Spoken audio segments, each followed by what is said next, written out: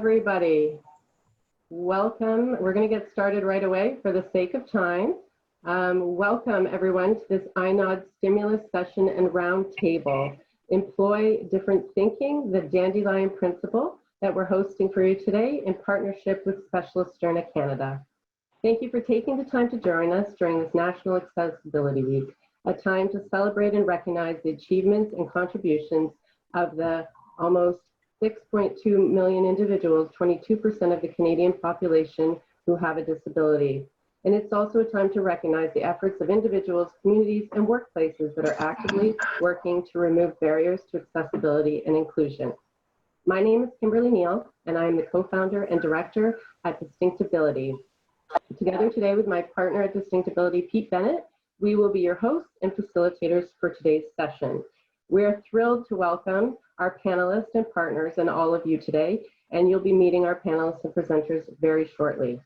We encourage you today to ask questions, get involved, put your hand up, type in the chat box, which Pete will cover with you shortly, and to get engaged in this stimulus session. iNOD, for many of you that may be aware, iNOD was created to deliver and share solutions, innovative best practices, resources, tools, and technology in an effort to move towards increasing the inclusion in the workplace for autism, neurodiverse, and individuals on with a disability. We originally kicked off iNOD as part of Distinctability in partnership with Autism Job Club on April 2nd, World Autism Day. We had a full line of speakers planned for the entire day, and due to COVID-19, we had to adjust that full day session and turn it into 2 hours where we just introduced you to all of the speakers for the day. So as promised, today represents us kicking off our iNOD sessions so we can expand upon and share the information that was touched upon on April 2nd. So today is our first iNOD expansion session where we're thrilled to welcome our guests, Specialisterne, and their special guests, again, who you'll meet momentarily. On that note, I will hand you off to my partner and co-facilitator, Pete Bennett. Hi, everybody, and welcome again. I'm Pete Bennett of Distinctability.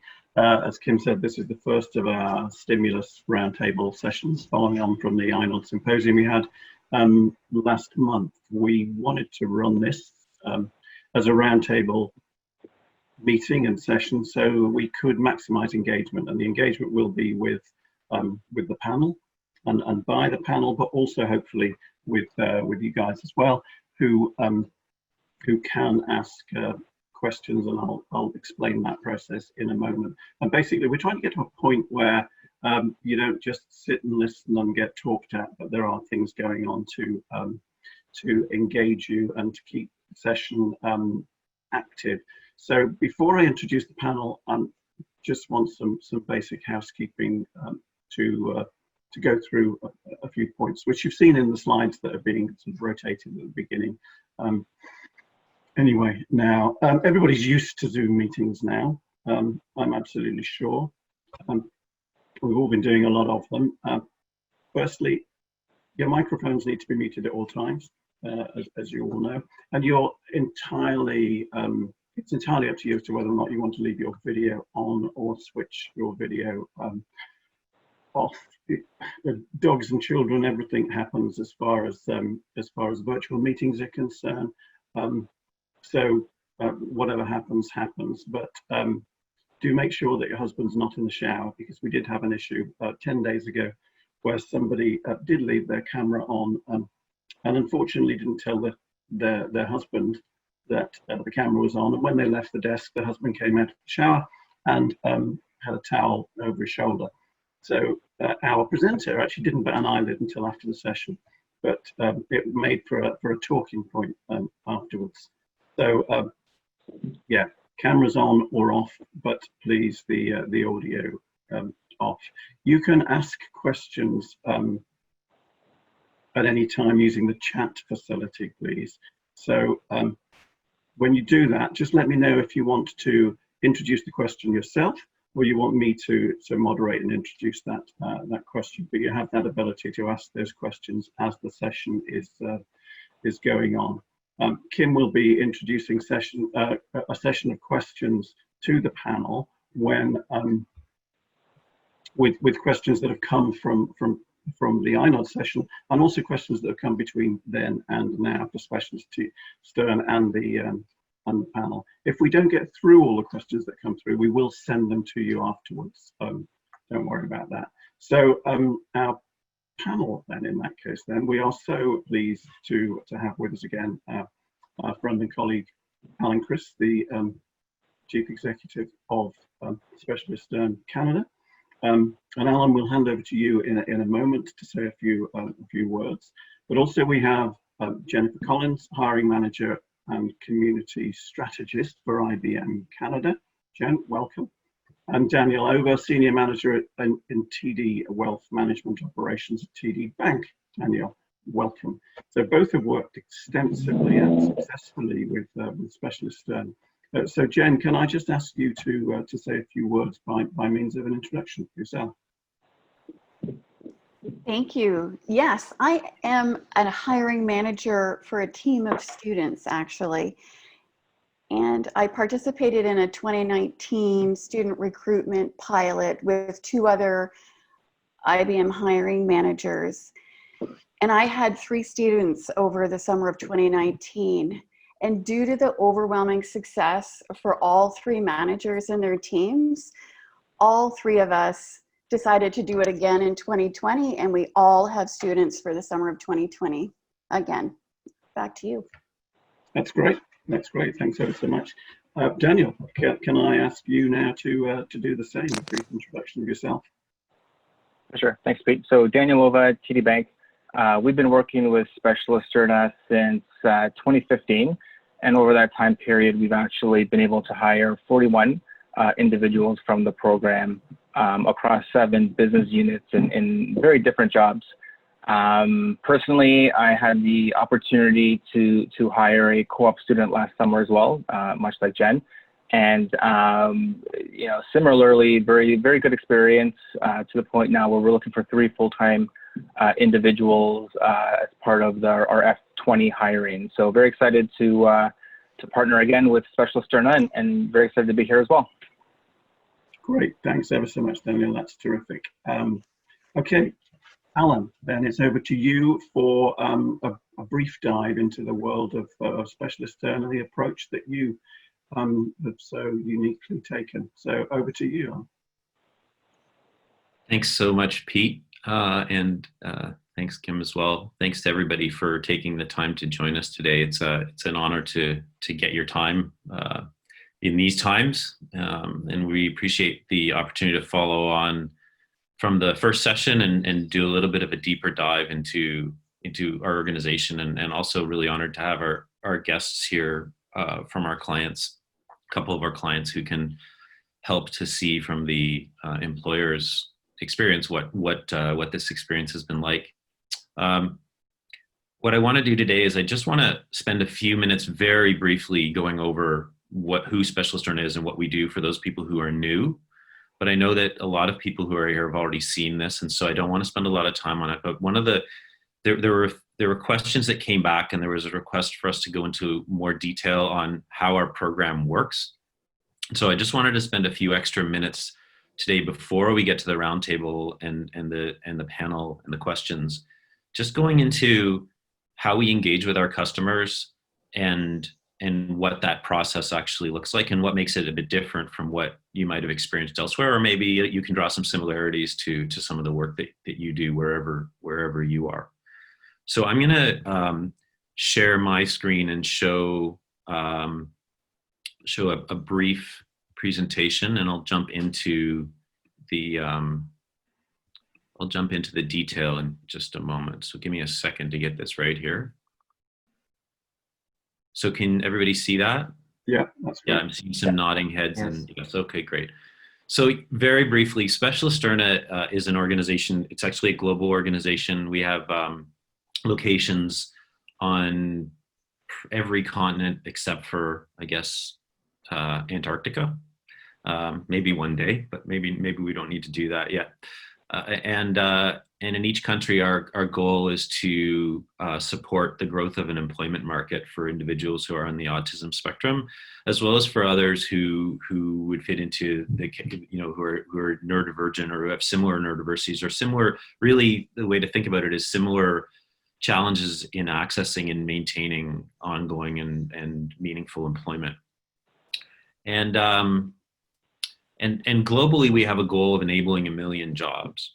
So that million jobs goal wraps up in each country. So in the US, it's 100,000 jobs, and in Canada, we're focusing on 25,000 jobs. But while the numbers are important, and it's important for us to scale the numbers like that, the main point is that what we're trying to do is to drive a systematic change in the employment market. So while on the one hand, we work directly with individual employers and we work with individual people and actively participate in recruitment and in driving change, what we're really trying to do is to be part of the movement that's leading to systematic change. And our vision for when the 1 million jobs exists is that that recruitment for this talent pool is normalized in the same way as other barriered talent pools in the past have become reasonably or well normalized. So if you think about when I was a child, and I won't tell you how old I am, but you can imagine sort of around the time of the first moon landing would be when I entered into the world. That would give you some idea. It was not normal for gender diversity in employment at all. And there were serious barriers, and some of those barriers still exist. In the world today, we see that there are other barriers that we've not addressed in any meaningful way. We're trying to normalize people getting jobs because of the capabilities that they have and because of the value that they can provide, not because of any other reason.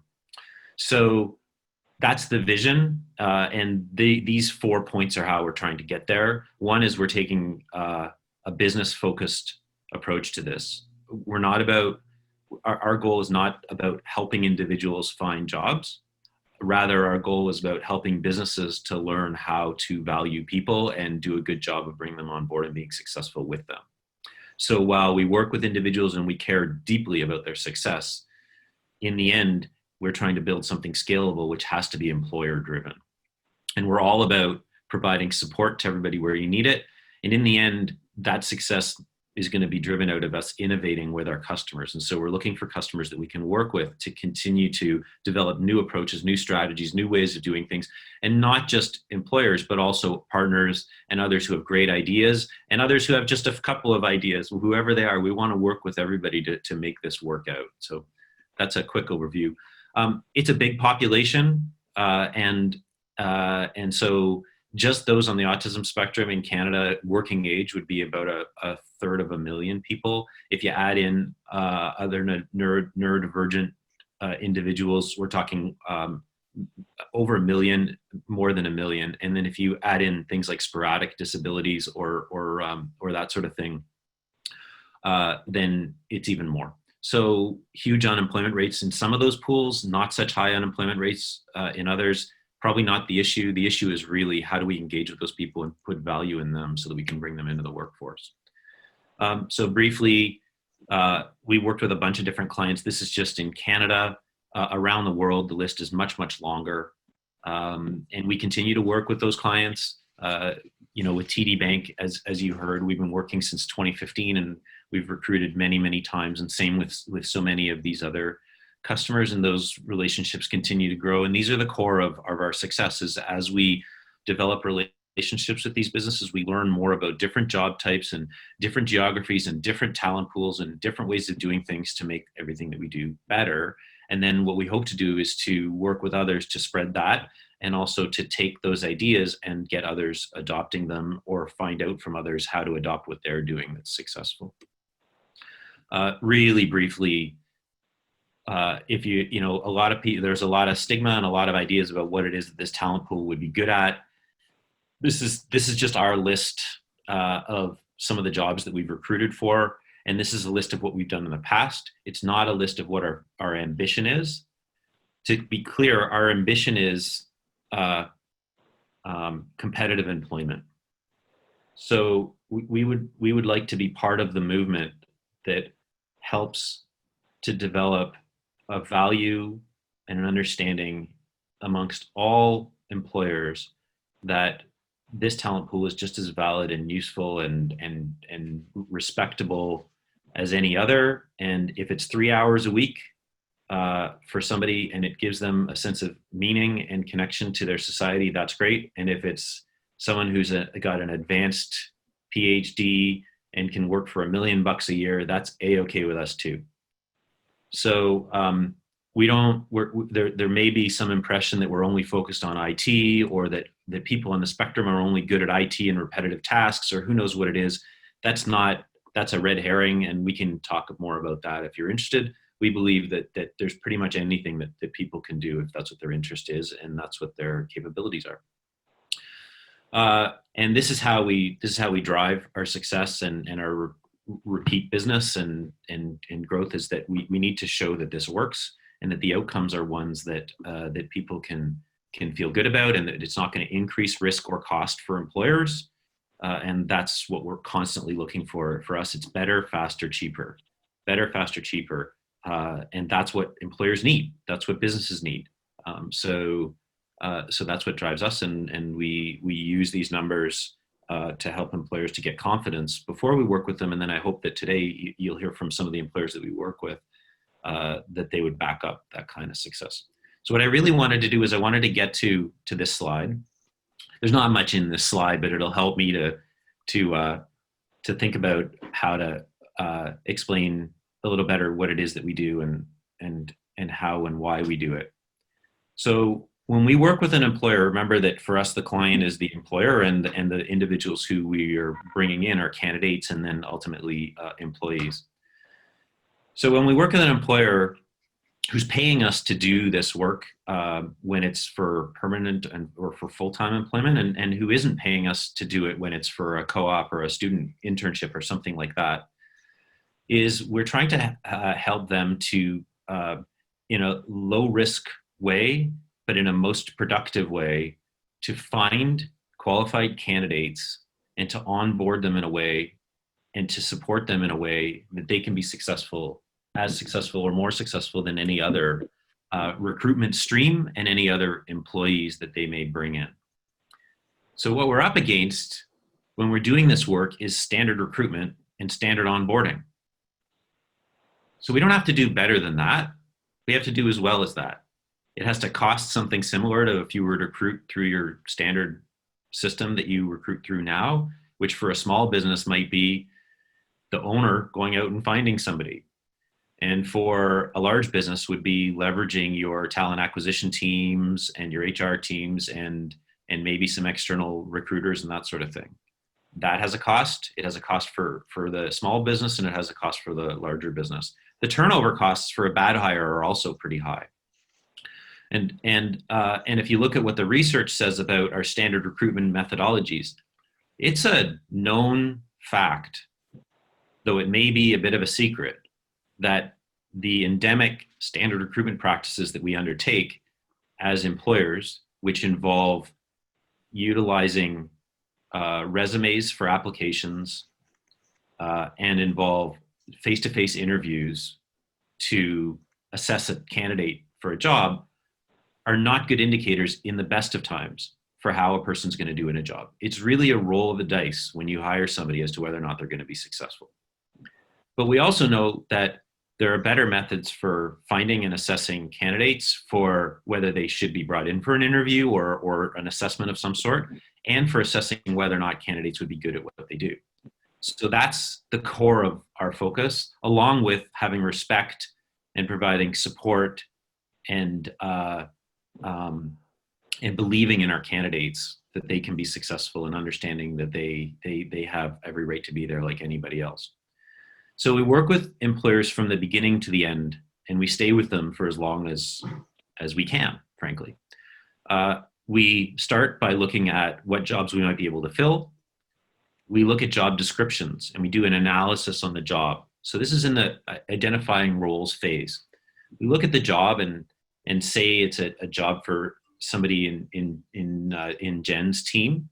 We would interview Jen and try to understand from her, or Daniel, we try to understand from him, what does it take to be successful in this role? What does somebody do in this role? And how do you assess those candidates today? Or what would you need to know in order to be confident that those people would be successful in your role? We don't use most standard job descriptions, though we use them as a reference, but rather we rewrite the job description to become a more accessible document for people. Because oftentimes, I think a lot of people who are on this call would know that people self-select themselves out of a recruitment process, particularly people who tend to be reasonably literal in their reading and understanding of things. So if they see that the request is of the hiring manager is for 5 years of experience or some particular sort of a degree from a particular sort of school or something like that, and they don't have that, they won't apply. And then you miss the opportunity as an employer to get that candidate who may actually be better qualified for that role because they may have experience in something else that's related. I could name so many different examples of where employers have said, you know, we never thought of recruiting from that source or from that school or from that education or something like that. So we write job descriptions in an accessible way that make jobs look attractive to people. And instead of asking people to send us their resume, which is their best guess throwing the dart about what it is that they think that an employer might think is important, we ask the questions of the candidate specifically that we need to know the answer to. What is your background in this area? What experience do you have in this? Can you show us some examples of some of the work that you've done in this area? How would you rate your skill level on something and why? What challenges have you faced in gaining employment? And we ask, of course, questions around any accommodations that they may require and other sorts of things like that. So then we can use that along with the resume. So we still use the resume. It still has good data in it. But the resume isn't the primary source. The primary source or the primary tool for us is what do they say about themselves in answer to the questions that we need to know the answers to. We shortlist those candidates based on all the data we get. They interact with us, they call us, they send us an email or a letter, the resume, the answers to the questions, and we shortlist those people and we bring them in for an assessment. It's a one-day assessment. Now in the COVID times, it's turned into a 3-day assessment and maybe in a remote assessment, or maybe it would take a week or something like that. But basically it's our version of an interview. We do it in groups. And what we do is we take the time to get to know people and to sort of, I'll say test them. It's maybe not the best language to use, but we create work-like scenarios that may be based upon some generic type of engagement, or it may be something specific that the employer wants to test in the candidates. And we get to see them doing it. We get to see how they work. How do they operate? How do they function? How do they work in a team? How do they interact? How do they communicate? We're not judging people and saying they're good or bad, or they're right or wrong or something like that. We're just trying to get data on the person that it would often take an employer months to gather because of the level of interaction that you might have with an employee. We then create a profile of those candidates based on the data that we've gathered. We're trying to be as objective as possible. And we provide to the employer, to the hiring manager, a group of candidates that they can select from based on our analysis of them and how they work, what their motivations are, everything that we know about them, and we let the hiring manager make a recruitment decision. The next phase of the process is to bring those people in to that employer environment and to begin to structure, in a structured way, onboard those candidates. So we'll train the manager in what structured onboarding means and why. The reason for structure is so that when the candidate is coming on board, there aren't surprises. They aren't sitting and confused and wondering what's going on and whether there's actually commitment. They get their user IDs on time. They get their laptops or whatever else it is in their technology and their access on time. They're not scared off by the background and credit checks that have to happen or whatever other things. So they come in confident, and we introduce their colleagues slowly over time. You know, some people have never experienced a food court. I don't know if any of us will ever experience a food court again, but some people haven't experienced what do you do in that kind of an environment and how do you function there? And it takes time. It takes time to get used to public transit and being at work on time and figuring out dress codes. So throwing a person into a work environment without some support and structure can be a daunting experience. And then what you do is you bring a person in, and the first impression of their colleagues is of a person who doesn't seem to be operating and functioning very well. And then their expectations lower of that person, the person's expectations lower of themselves, and you start leading down the wrong path. So we bring people in a way that provides structure and confidence in everybody. And it's a choice, it's a chance for the employer to validate that this is the right candidate, and it's a chance for the candidate to validate that they're the right employee and that this is the right job. And then we start transitioning and providing support to the manager to take over in managing that individual. Maybe it's not the manager, maybe it's a team lead or whomever it is.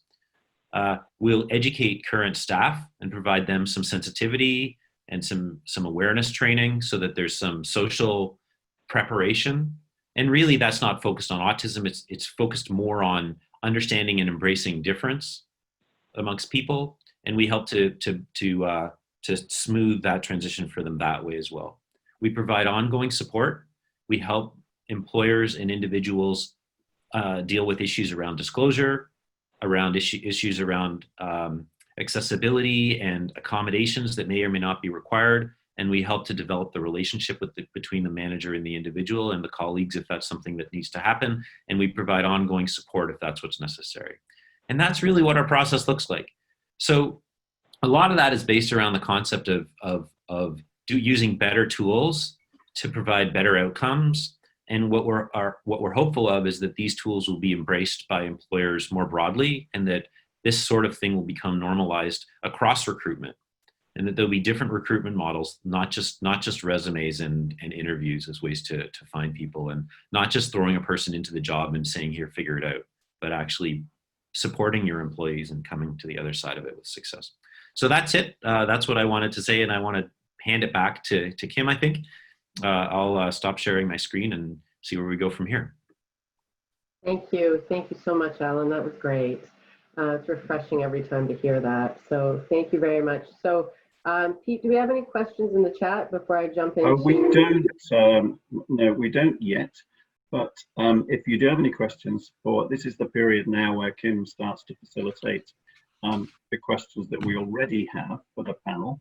And if you've got, I think there are 4 different sections that we're covering. If you've got any questions at any time, throw those over on the chat to me, and I'll bring them in at the end of the section where Kim's finished with the existing questions that we have.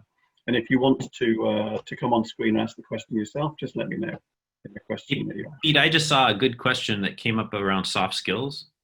That's from Barbara. Sorry, it just come through. I was looking at the camera and not at the chat there. Barbara, hello. What if the job requires mostly soft skills? Alan. Yeah, so we look at every job and look at what it requires.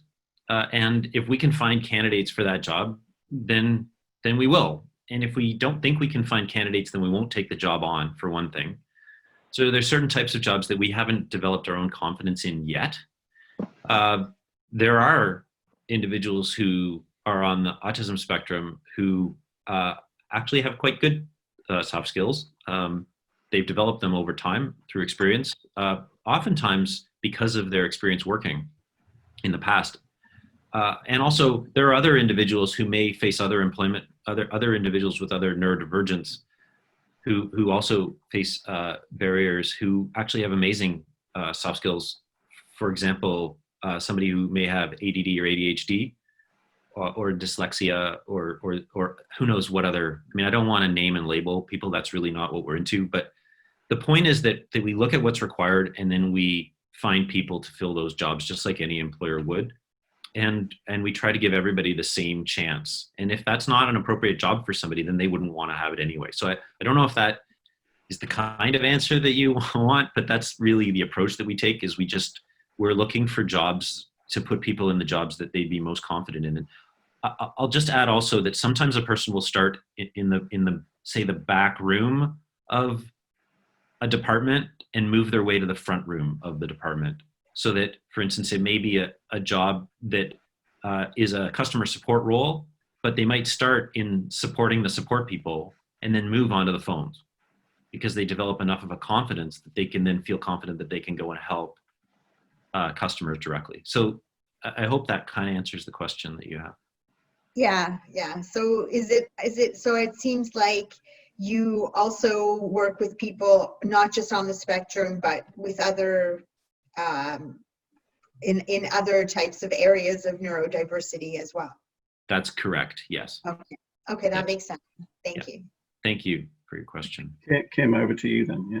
Wonderful. Okay, thank you. So we've bucketed the questions into 3 different sections. So I'll share what the section is. So we have support and accommodation, business engagement, and then COVID-19. So I'll share what the topic is before I jump in, but make sure we cover kind of across the spectrum here.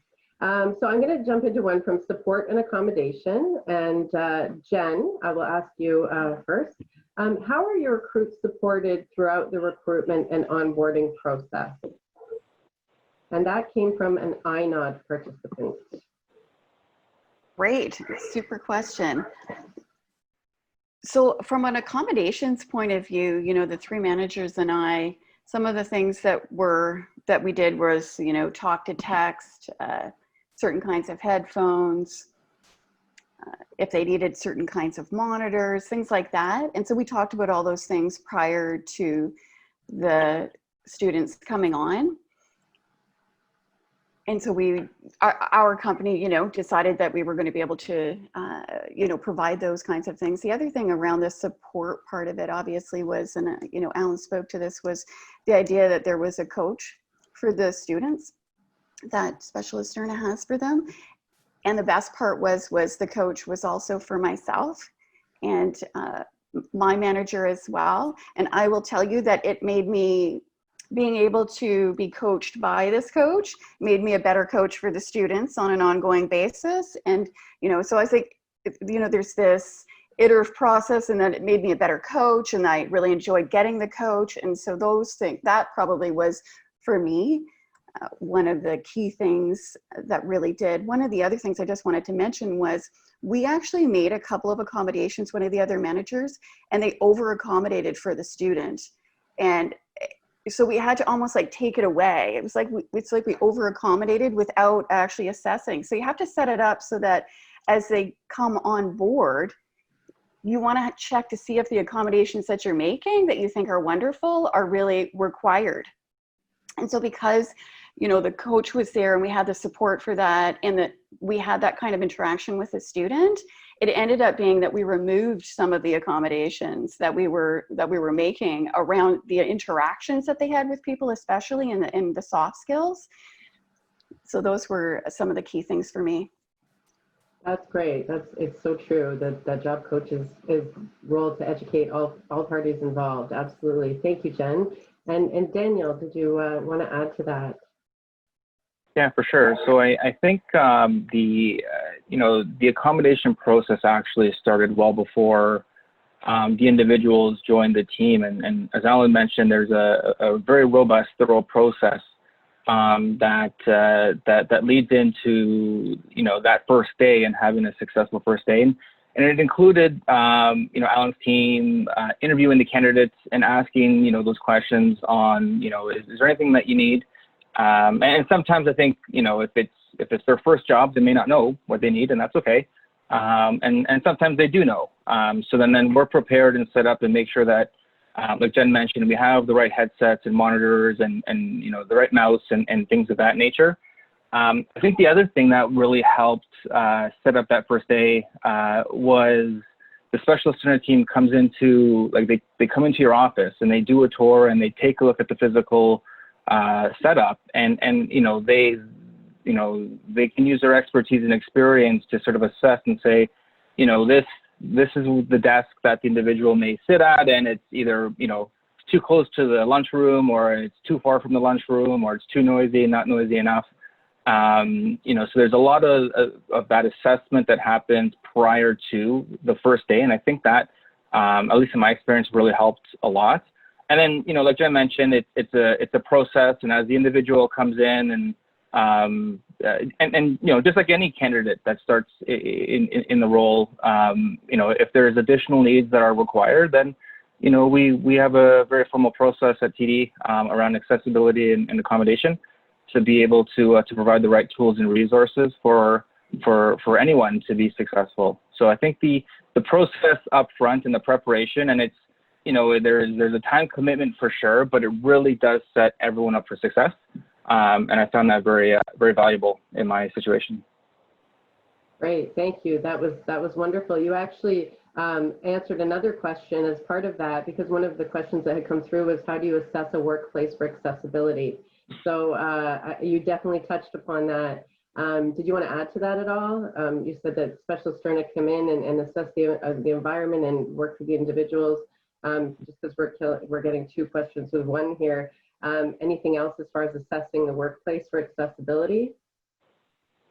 Yeah, and it, you know, again, it goes back to, you know, it's a pre-existing formal process that we have to make sure each employee does have, again, the right tools and resources and setups that they need. The extra efforts that Specialisterne and time they take, again, was valuable. And like Jen mentioned, I think you know, I had weekly meetings with Lauren on the call here as well. You know, and she really acted as the go-between between myself and the student at the time, to make sure that, you know, if the student, maybe they're not comfortable asking for something, you know, they do have you know, Lauren who can help with some of those requests. And that really helped a lot in terms of the ongoing relationship. But like I said, the prep work in my case was enough. The individual, you know, they didn't ask. You know, I'm not sure if they, you know, they wanted to stand out in my case and ask for a lot of items, and we're really open and accommodating to our workplace. I think which really helped in my scenario. Great, that's amazing. Thank you. Alan, did you want to add anything to that at all? I think accessibility and accommodations is an interesting area. You know, as we move forward, in a lot of ways, things become more accessible, sort of universally and broadly, and then there are other things that are very individual. And sometimes there's a conflict between what makes one person more comfortable or capable and what makes another person more comfortable and capable. But as we move forward, some of those things kind of come together, but there are always going to be differences in people and what it is that they kind of need. I will use the open office as an example, which hopefully we get back to for those people where, you know, who find it productive. There's the open office, and then there's the closed office, and there's something in between, right? And so now here we are with COVID, and, you know, some people actually would rather be in their own space and not be amongst other people, and other people thrive in a space where they're amongst other people. So now there are office designs that kind of give the option for both, but those also raise issues around, well, where do I sit if it's a hoteling environment? And so, you know, I want a space that I always go to the same space, and then other people don't care about that at all and are happy to sit anywhere and move around all day, and they need to move. And some people are all those things. And so there's no kind of right answer except the answer for the individual. And that's really the approach that we take. We're not design experts, but we do believe in universal design.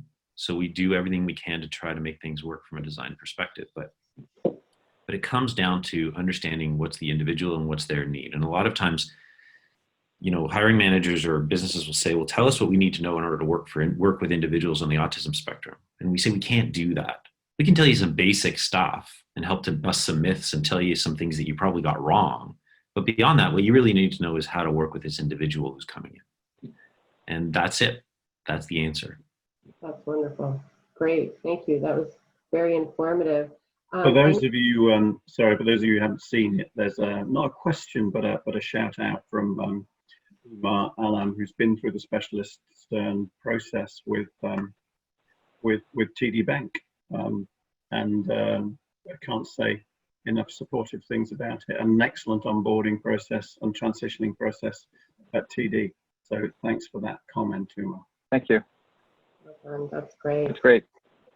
So from the audience, I know that there's employers and job developers, employment specialists on there, and I know that as a former job developer and employment specialist, these are really areas when you're working with employers to have great knowledge and tools in your belt. Is there anything that anybody would like to ask? Come forward, any burning questions about that particular question or topic? No? Okay, then we'll move on, and I'm going to jump into the COVID-19 bucket. Sorry? Jennifer raised her hand, I think. Just, yeah, I raised my hand, like, sorry, not like officially, but like for real. I just wanted to, speak to all of the accommodations, and I wanted to share something about what happened last summer when we had the 3 students as part of our team. What it actually did for our team was made us realize how diverse my team members are. And all the people that our team works very, with a lot of other teams within IBM and actually externally in the academic space. And I will tell you that with all the different people that we deal with, faculty, students, IBMers, development teams, like there's a whole range, but just even within our small team of 6 full-time people, we realized how different we were. And the fact that we all needed different accommodations, some of us liked working in an open space like we had, and some of us did not and wanted to shut door. And all of a sudden it started coming out that all of us were all very different and that we all had different needs. And so it ended up, really impacting having our team understand each other on a level that we had never understood each other. So I really want to make sure that everybody knows that, it really made our team more aware of ourselves, our own needs, and expressing those, and then listening to the rest of our team and even beyond. So the cascade effect is really quite amazing. And so back to you. I just wanted to make sure I mentioned that. That's great. Thank you so much. And we can relate in our team of 2 and our team of 3. There's definitely a lot of neuro differences and the way we work. So thank you for highlighting that point, Jennifer. That was great. Cascade effect, love it, Marilyn. Yes, absolutely. So back to you, Jen. We'll start with you. What are some of the ways that IBM is supporting neurodivergent employees during this time of COVID-19? One of the blessings of working for a company like ours is we've always had the ability to work from home. So, we were ready for that from that perspective.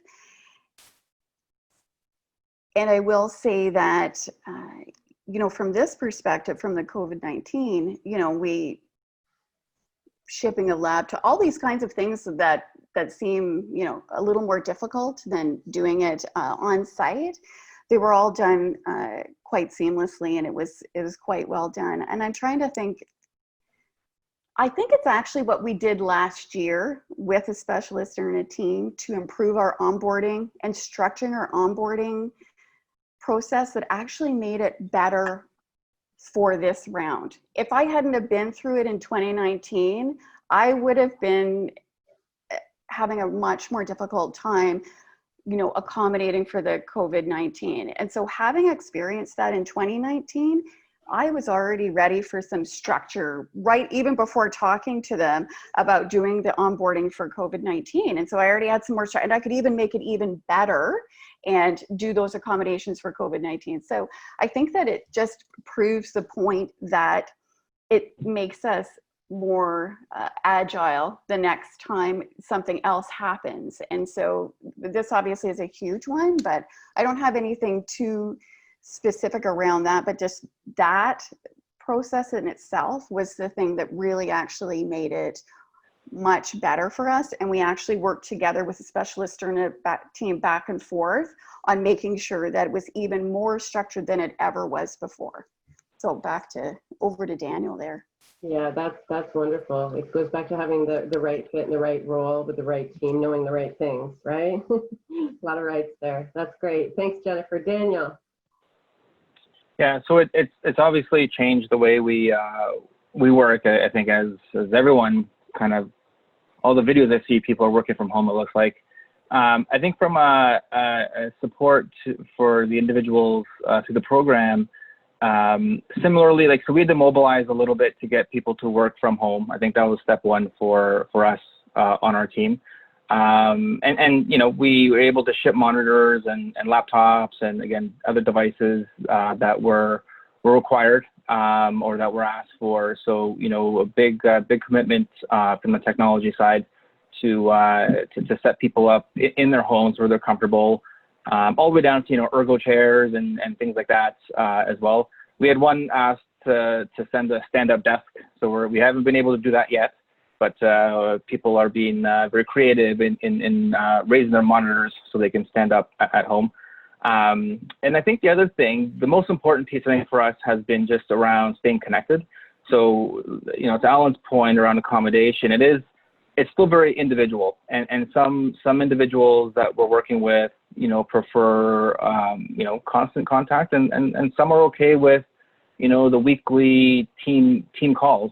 So I think it's for us, it's been about making sure that as a people manager, I understand the needs of my folks and my team, and taking the time to make sure that we are connected, because I think even in a non-COVID situation, that's important. But the fact that we are in this situation, and people are dealing with this in all different ways, makes it much more important. So there's times where I talk to my certain individuals daily, and there's other times where it's less frequent. So we've taken it really down to the employee and making sure that they are properly supported through this period.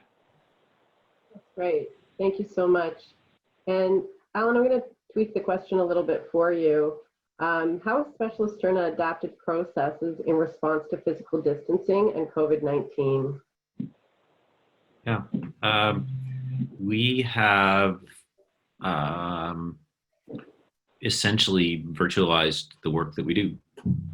So everything from those initial assessments to the onboarding process and the support process are now being delivered in some ways the same ways they were before, and in some ways differently, and actually I'd say in some ways better. We started to rely on more robust assessment tools that we didn't use before, and that's really exciting to us, because we really wanted to expand the assessments, and that would help to make them more applicable. I think also that for a lot of our candidates, the move to working remotely has required managers, particularly in the same way as it's required teachers who have risen to the occasion, to structure what they do more than they did before. It just requires them to do that if they want to be successful managers. And that's good for our people. And so it's kind of created a little bit of a model for us, or a puzzle for us to fit into better. But yeah, everything's been virtualized, and Jen's already onboarded some people remotely. I don't think, Jen, you've ever seen any of those people face to face, have you? Never. Nope. No. But was there any issue with onboarding them or any of the other people who you brought on board? No, not at all. We did have a hiccup, which was interesting. Out of the 5 students that I hired, 2 of them with Specialisterne, one of them did not get her laptop due to a Canada Post problem for 2 weeks, and I was like, and she was a trooper, and we talked about it back and forth, but we did stay connected. We had Slack, we had WebEx. She had my phone number, and she was connected with the other students. She was connected with the rest of the team the whole entire time. She was very happy to get her laptop when she got it. But what I'm saying about that is I never have, and it was really funny because it was just yesterday that she actually was looking at me in a WebEx, and she said, she was just like, I feel like I'm part of the team right now. And she just was looking at me right in the WebEx, and she was like, it feels weird. I didn't know that I would be able to get this kind of connection having never met you. And so here we are a few weeks into it, and she's, she was, verbalizing that she was having that connection. So it's definitely, so it's great. Yeah, I think that it's we've had some feedback from some people who have onboarded in during this time, particularly. So I think we have more confidence in some ways. We have more confidence in our assessments, which is amazing. And then we have feedback from some of the people who have onboarded that they like this better because it's actually even slower. They can control the social interaction And I think a lot of people actually appreciate that. So, that's how I'd answer that question, I think. Great. No, that's wonderful. Thank you all so much.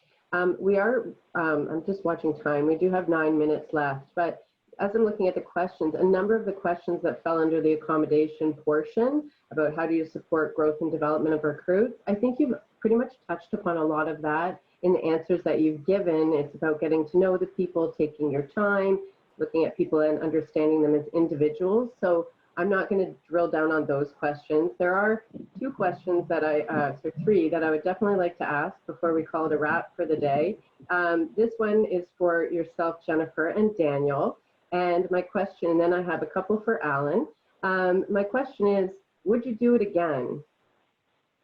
Would you hire candidates on the autism spectrum with other similar neurodiversities again? Yes. And I actually know that even the other managers that are hiring and have their students right now, and we're so disappointed that we have not been able to convince other IBM hiring managers to do it. You know what I mean? Like, I think there's a frustration. We're just like, we want to normalize, like we want a part of it. It's not like some one-off, right? And so we know it's going to take some time. And I will let you know that, when the COVID-19 happened and there was this question from our recruitment team, like, do you think that I'm going to open up that, do you think it's going to be wise for us to hire the students that we've recruited through Specialisterne? And I will tell you that without a word, like, all three of us are like, we have complete faith in, the recruitment process and the support, support process, that if there was any students I was going to have, it would be the ones that were chosen with Specialisterne. So yes. Thank you. That's great. Daniel. So absolutely. We are in the middle of a cohort for TD right now. So absolutely yes. I think, and I hope there's no other banks on this call, but it really is an untapped talent pool, as Alan was mentioning. And I think when before this, you sort of hear autism or spectrum, you jump to conclusions about what the individuals can't do versus really focus on what they can do, right? And it's sort of an unfair position that we put these individuals in these labels, when we wouldn't do that for a normal candidate. So I think that was number one.